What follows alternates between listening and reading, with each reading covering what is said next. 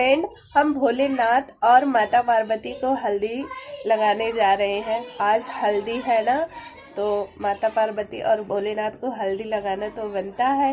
हाँ, मंदिर में माता पार्वती को हमने हल्दी लगा लिया और भोलेनाथ को भी लगा रहे हैं शिवलिंग पे। देखिए, हम हल्दी का जल अर्पित कर रहे हैं। ओके, आप मंदिर में किस लिए रखे होते हैं? पंडित का रखने का मतलब यही होता है, इसीलिए भोलेनाथ वहां रखे हुए हैं।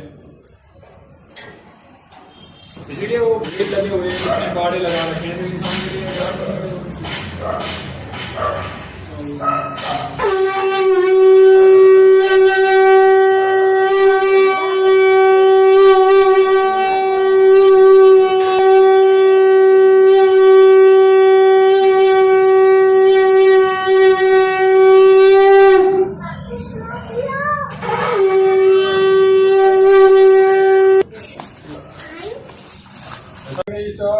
नमः गुरु